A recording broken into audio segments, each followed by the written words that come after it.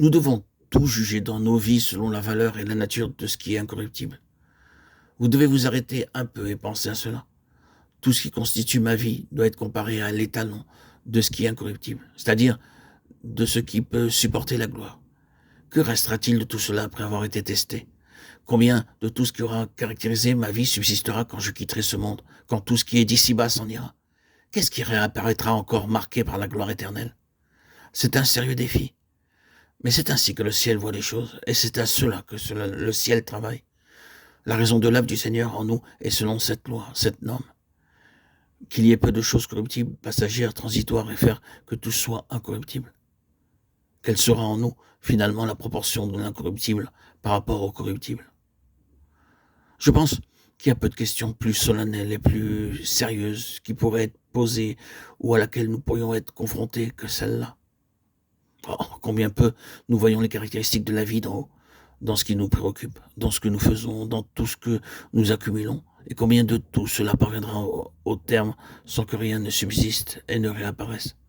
Combien de tout cela peut être considéré comme réellement incorruptible, ou est-ce uniquement fait sur la base de ce qui est notre et corruptible? Je disais que notre première déclaration prendrait toute sa signification quand nous commencerions à considérer cette question. Dieu est principalement préoccupé par la valeur intrinsèque. Ce n'est pas pour lui une affaire approximative, c'est une affaire absolue. Le feu éprouvera ce qu'est l'œuvre de chacun. 1 Corinthiens 3,13. C'est ce que nous dit la parole de Dieu. C'est une affirmation universelle et impérative. Le feu éprouvera. C'est impératif. L'œuvre de chacun. C'est universel. Et je pense à la lumière du Nouveau Testament que nous serions dans l'ouvrir en ajoutant que le feu éprouvera chaque homme. Et non seulement son travail, le feu testera chaque homme. Le feu peut signifier beaucoup de choses. Il peut signifier les épreuves personnelles dont Pierre parle. L'ardente épreuve testant la foi, éprouvant l'or. Cela peut être l'épreuve des églises dans la persécution et la souffrance. Et Dieu sait combien cela peut être vrai dans beaucoup de parties de ce monde. L'épreuve ardente de l'église. Mais quoi que le feu puisse signifier dans ses multiples applications, c'est ce qui classe les choses par catégorie d'appartenance. Le feu met le corruptible dans la catégorie de ce qui est corruptible et le fait reconnaître comme corruptible. Il appartient à cette catégorie. Le feu le déclare.